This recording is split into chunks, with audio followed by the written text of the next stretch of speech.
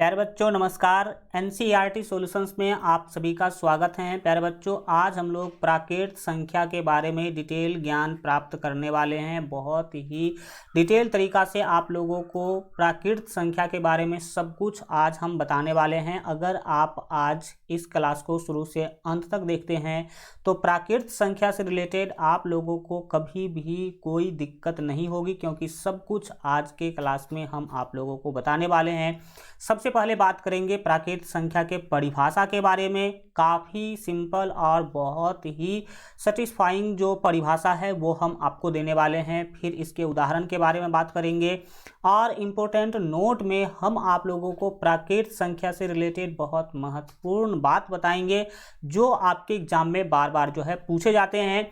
और सबसे महत्वपूर्ण बात करेंगे अंत में, जिस टॉपिक का नाम है प्रथम n प्राकृत संख्याओं का योग, और इसको मैं आप लोगों को ट्रिक के साथ बताने वाला हूं। आप मात्र 7 से 10 सेकंड के अंदर कितने भी है ना प्राकृत संख्याओं का योग ज्ञात कर पाएंगे।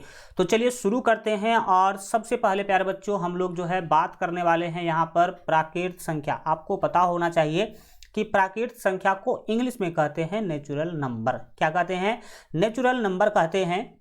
अगर हम लोग प्राकृत संख्या के बारे में बात करें तो इसका नाम आखिर प्राकृत संख्या क्या है, क्यों है, आपको पता होना चाहिए प्यारे बच्चों कि हमारे संसार में, इस दुनिया में जो भी चीज़ें नेचुरली पाई जाती हैं, जो हमें नेचर ने दिया है, उसको हम नेचुरल कहते हैं, यानी कि प्राकृतिक कहते हैं। और जिसका निर्माण हम मनुष्यों ने किया है उसे मानव निर्मित जो है ना कहते हैं, या आर्टिफिशियल कहते हैं। लेकिन प्यारे बच्चों आपको यहाँ पर पता होना चाहिए कि ये जो प्राकृत संख्या है ना, किसी को पता नहीं कि इस संख्या का निर्माण कब से हुआ, क्योंकि आपको पता होना चाहिए कि गिनती के संख्या को हम प्राकृत संख्या कहते हैं। अगर प्यारे बच्चों हम परिभाषा के बारे में बात करेंगे तो सबसे पहला परिभाषा मैं आपको दे रहा हूं कि गिनती के संख्या को प्राकृत संख्या कहते हैं। यानी कि गिनती गिनने के लिए या फिर किसी भी चीज़ों को गिनने के लिए जिस संख्या का हम प्रयोग करेंगे प्यारे बच्चों, उसे ही हम कहते हैं प्राकृत संख्या। तो अगर देखा जाए कि प्राकृत संख्या का फॉर्मेशन कब हुआ, कब से शुरू हुआ प्राकृत संख्या का, तो प्यारे बच्चों इसका अनुमान लगाना बहुत ही कठिन है। क्योंकि आपको पता होना चाहिए कि हमारे जो पूर्वज हैं वो हम मानते हैं कि आदिवासी थे, लेकिन वो लोग भी जो है ना काउंटिंग जो है ना करते ही होंगे। जैसे मान लीजिए किसी से कुछ उधार लेते होंगे तो गिन करके लेते होंगे, 1 2 3 4 5, ठीक है। तो इन संख्या का, प्राकृत संख्या का शुरुआत कब से हुआ यह बता पाना बहुत ही मुश्किल है। इसीलिए इसको मान लिया गया कि ये हमारा एकदम नेचुरल चीज़ है, यानी कि प्रकृति के द्वारा प्रदत्त है ये संख्या, ठीक है। इसीलिए हम इसको प्राकृत संख्या कहते हैं।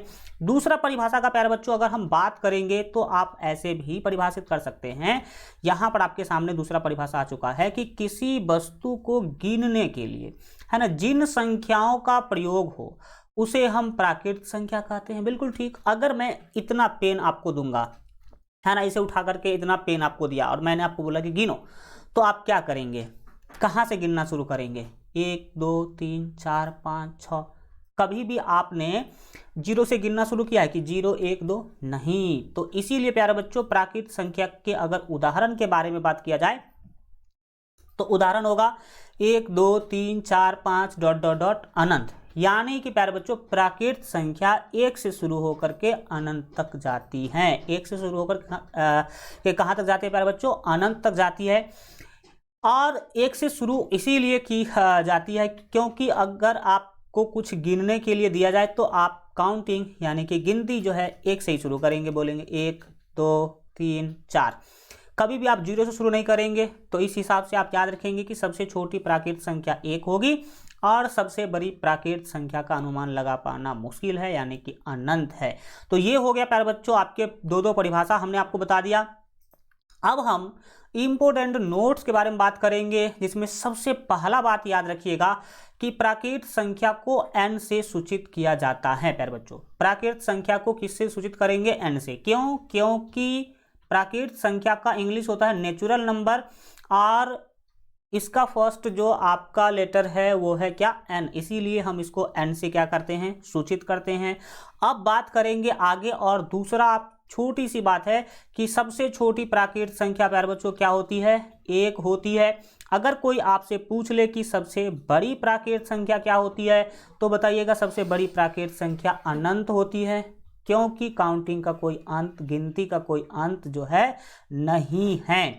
अब हम बढ़ेंगे प्यारे बच्चों आगे, और आगे हम आपको बता दें कि दो क्रमागत प्राकृत संख्याओं का जो अंतर होता है प्यारे बच्चों वो हमेशा एक होती है।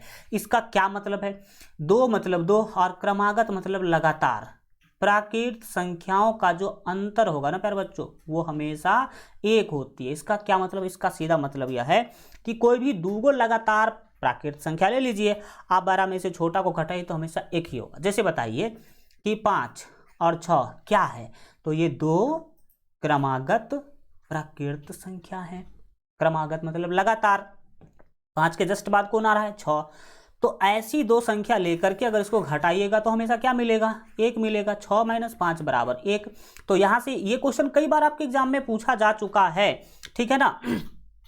तो आप लोग इसको क्या करेंगे, ध्यान में रखेंगे कि दो क्रमागत प्राकृत संख्याओं का अंतर हमेशा क्या होता है, एक। जैसे एक है प्राकृत संख्या, दो भी प्राकृत संख्या है, तो अब दो में से एक घटाइएगा तो क्या मिलेगा, एक मिलेगा। जैसे कि अगर बात किया जाए 50 भी प्राकृत संख्या और 51 भी प्राकृत संख्या है, तो आप 51 में से अगर 50 घटाइएगा तो एक मिलेगा।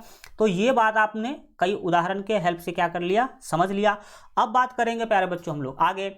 यहां पर आप याद रखेंगे कि दो क्रमागत प्राकृत संख्याओं का जो मौसा है प्यारे बच्चों वो हमेशा एक होती है। मौसा मतलब महत्तम समापवर्तक, यानी कि इसको आप HCF भी इंग्लिश में बोलते हैं। तो कोई भी दो लगातार आप क्या करिए, प्राकृत संख्या लीजिए और उसका आप निकालिए HCF, तो हमेशा एक आएगा। जैसे बताइए कि एक 5 है और 6 है, ये क्या है, 5 और 6 दो लगातार प्राकृत संख्या है, इसका HCF एक होगा। देख लीजिए 5 का 5 होगा, 6 में से 5 घटाएंगे तो प्यारे बच्चों एक होगा। यहाँ पर लिखेंगे आप 5 को, एक पंचे प्यारे बच्चों क्या होगा 5, ये हो गया आपका 0। तो HCF कितना आया प्यारे बच्चों, एक आया। तो कोई भी दो लगातार जो है ना आप प्राकृत संख्या लीजिए और उसका HCF यानी कि मौसा निकालिए, तो हमेशा वैल्यू क्या होगा प्यारे बच्चों, एक ही होगा। तो आप इसे याद रखेंगे क्योंकि इसे भी कई बार आपके एग्जामों में पूछा जा चुका है। अब हम प्यारे बच्चों बात करेंगे सबसे महत्वपूर्ण टॉपिक, प्रथम n प्राकृत संख्याओं का योग से रिलेटेड जो टॉपिक है उसके बारे में। तो इसका मैंने आपको दे दिया है सूत्र। प्रथम n प्राकृत संख्याओं का योग का क्या मतलब है उसके बारे में बात करेंगे। यहां पर इसके सूत्र को देखिए, n × n + 1/2। सर ये n × n + 1/2 हमें समझ में नहीं आ रही है, हमें एग्जाम्पल के मदद से समझाइए। चलो मैं आपको एक एग्जाम्पल के मदद से समझाता हूं। क्वेश्चन आपके सामने आ चुका है एग्जाम्पल के रूप में। आपको अगर कोई बोला कि प्रथम 5 है ना प्राकृत संख्याओं का योग क्या होगा, तो आप क्या बताइएगा। अब सबसे पहले तो हम देखेंगे कि प्रथम 5 प्राकृत संख्या है कौन। ठीक है, यहां पर है प्रथम n और नीचे में हमने दिया प्रथम 5। तो प्रथम 5 प्राकृत संख्या प्यारे बच्चों जो है वो 1, 2, 3, 4 और 5 है। प्रथम 5 प्राकृत संख्या का मतलब है शुरू से लेकर के 5 प्राकृत संख्या। तो शुरू होती है प्राकृत संख्या 1 से, तो 1 से लेकर के 5 तक की प्राकृत संख्या का आपको योग पूछा जा रहा है। तो आप बोलेंगे सर इसमें कौन सी बड़ी बात है, इस सब को हम जोड़ देंगे, इस सब को हम जोड़ देंगे तो हमें आराम से आंसर मिल जाएगा। हमें आराम से आंसर मिल जाएगा 1 और 2 3, 3 3 6, 6 4 10। 1 मिनट, अगर हम बिल्कुल ठीक है 1 2 3, 3 और 3 6, 4 10 और 5 15 आ गया आंसर। इसमें कौन सी बड़ी बात थी। ये तो हम ऐसे सिंपल भी क्या कर सकते हैं, लेकिन प्यारे बच्चों आप बुरा फंस जाइएगा अगर आपको आगे के क्वेश्चन में मैं आपको बताऊंगा तब। तो आप देखिए अगर छोटी सी अगर ये वैल्यू है तब तो आप आराम से इस तरीका से बना सकते हैं। लेकिन अगर प्यारे बच्चों क्वेश्चन आ गया प्रथम 50 प्राकृत संख्याओं का योग क्या होगा, तब तो आप लिखते रह जाएंगे 1 से 50 तक। तो उस टाइम के लिए आपको सूत्र याद रखना है, ये वाला n इंटू एन प्लस 1/2। यहाँ पर n क्या है, ये 5 जो है ना प्यारे बच्चों, ये n है। 5 क्या है, ये 5 क्या है प्यारे बच्चों, n है। वो आप याद रखने की कोशिश करेंगे। तो इसको अगर हम सेकेंड मेथड से आपको बना करके दिखाऊं, दूसरे तरीका से बना करके दिखाऊं, सूत्र के हेल्प से बना करके दिखाऊं, इसे आप ट्रिक भी कर सकते हैं। तो आप कैसे बनाएंगे, लिखिएगा यहाँ n बराबर, यहाँ n बराबर है 5। अगर क्वेश्चन में प्रथम 5 प्राकृत संख्या का योग बोला तो आप n का वैल्यू 5 लेंगे। प्रथम 20 प्राकृत संख्या का योग बोला तो आप n का वैल्यू 20 लेंगे।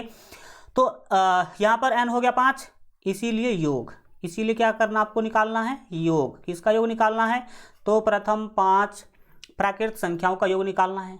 तो योग निकालने का फॉर्मूला होता है प्यारे बच्चों n इंटू एन प्लस 1 और बट्टे में होता है प्यारे बच्चों 2।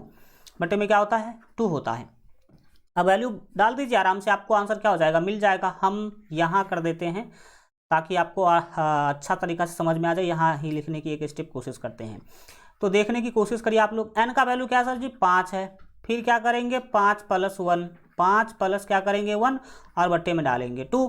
अब आप इसको सॉल्व कर लीजिए। तो सर कोष्ट के अंदर 5 प्लस 1 दिख रहा है 6, तो 5 प्लस 1 क्या होगा प्यारे बच्चों, 6 होगा। लेकिन बाहर में क्या दिख रहा है, 5, यानी कि 5 गुने 6 बट्टे क्या होगा, 2 होगा।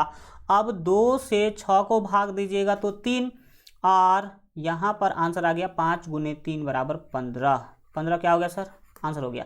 तो ये वाला विधि भी आप क्या कर सकते हैं, आराम से यूज कर सकते हैं, जिसमें आप n प्राकृत संख्याओं का योग ज्ञात कर सकते हैं। तो 2 तरीका है। ये तरीका आपको भले ही अभी इस क्वेश्चन में आसान लग रहा होगा, लेकिन आगे के क्वेश्चन में ये तरीका आपको आसान नहीं लगेगा। अब आपके सामने आ गया ये वाला क्वेश्चन कि प्रथम 30 प्राकृत संख्याओं का योग क्या होगा। अब आप 1 से लेकर के 30 तक लिखिएगा, तब तो हो जाएगा बहुत समस्या। इसीलिए प्यारे बच्चों, जब आप इसको हल करने के लिए चलेंगे तो वह विधि अपनाएंगे ही नहीं। सीधे लिखिएगा कि यहाँ पर इस क्वेश्चन में n का जो वैल्यू है वो 30 है, इसीलिए हमें निकालना है योग। क्या निकालना है, योग निकालना है। तो योग निकालने का फॉर्मूला होगा n इंटू एन प्लस 1 और बट्टे में प्यारे बच्चों 2।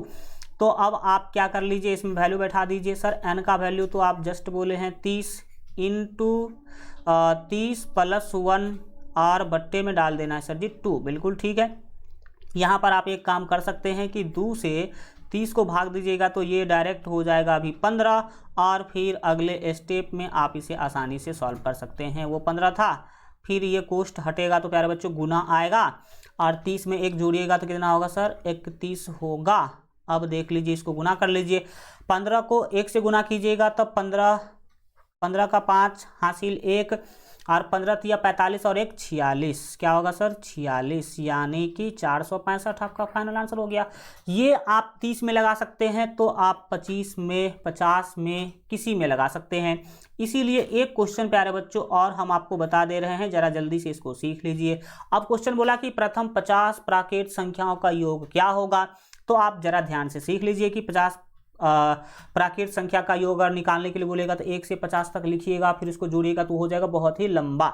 इसीलिए आप हमारे सूत्र का यूज कर लीजिए। जब आप हल करने जाएंगे तो सबसे पहले लिखिएगा कि यहाँ पर जो हमें वैल्यू दिया गया है n का वैल्यू जो है वो है 50, इसीलिए हमें निकालना है प्यारे बच्चों योग। क्या निकालना है, योग निकालना है। और योग बराबर होगा sir n into n plus 1 और बट्टे 2। वैल्यू बैठाइए जल्दी जल्दी। सर ये n का वैल्यू 50, बिल्कुल ठीक। कोष्ट के अंदर 50 प्लस 1 डालेंगे और बट्टे में लिखेंगे 2। इसको आप यहाँ ही काट सकते हैं, कोई दिक्कत जो है नहीं है। ये हो जाएगा प्यारे बच्चों 25, ठीक। और अब आप आगे गुना करेंगे, आंसर आपको मिल जाएगा। सर बाहर में तो 25 दिख रहा है, कोष्ट के अंदर देखेंगे तो 50 प्लस 1 हो जाएगा सर 51। कितना हो जाएगा, 51 हो जाएगा। अब 25 को हम 51 से क्या कर देंगे, गुना कर देंगे। तो गुना करिए, 25 को 1 से गुना कीजिएगा तो 25, 5 दे देंगे, हासिल हम रखेंगे प्यारे बच्चों जो है ना 25 का 5 हासिल होगा 2, और 25 पंचे 125 और हासिल 2। तो आप जो है 1 मिनट यहाँ पर रुकेंगे, 25 पंचे 125 बिल्कुल ठीक है, और 2 27, यानी कि अगर देखा जाए 625 होना चाहिए। 1 मिनट रुक जाइए, 25 51 बिल्कुल ठीक है, 50 25, 1 मिनट रुक जाइए, 1 मिनट रुक जाइए, इसको हल्का सॉल्व करते हैं। n × n + 1/2। देखिए आप 51 को गुना कर लीजिए डायरेक्ट, किससे प्यारे बच्चों, 25 से। तो आप 1 पंचे क्या करेंगे, 5, 1 पंचे 5 हो गया, फिर 5 पंचे क्या होगा प्यारे बच्चों, 25 होगा। अब आप 1 को 2 से गुना करेंगे तो 2 होगा, और फिर यहाँ पर 5 को अगर आप गुना करते हैं ये 2 से, 5 दूना हो जाएगा प्यारे बच्चों 10, कितना होगा 10। तो यहाँ पर आपका हो जाएगा प्यारे बच्चों 5 5 2 हो जाएगा 7, और ये 2 1275, कितना आ गया सर जी, तो हो गया ये 1275। 1275 आपका फाइनल क्या हो जाएगा, आंसर हो जाएगा। तो इस तरह से आप लोग प्रथम n प्राकृत संख्याओं का योग आराम से क्या कर सकते हैं, निकाल सकते हैं। अब इसके आगे आप लोगों को प्राकृत संख्या से रिलेटेड अगर कुछ भी जानकारी लेना हो तो इस वीडियो में कमेंट कर दीजिएगा कि सर प्राकृत संख्या का ये बता दीजिए, चाहे वो बता दीजिए, तो हम आप लोगों को पूरा बता देंगे। तो आज के लिए रखेंगे इतना ही। आशा करते हैं कि वीडियो आप लोगों को लगा बहुत अच्छा लगा होगा। अगर अच्छा लगा हो तो वीडियो को लाइक करके जल्दी से जल्दी अपने दोस्त मित्र भाई बहन के पास शेयर कर दीजिए, ताकि उन सभी को भी ये जो बेहतरीन क्लास है उसका फ़ायदा मिल सके। और चैनल को सब्सक्राइब करके बेल आइकन प्रेस करके ऑल पर सेलेक्ट कर लीजिएगा, ताकि आगे आने वाले सारे के सारे महत्वपूर्ण वीडियो का जो नोटिफिकेशन है वो सबसे पहले आपको मिल सके। Goodbye, take care.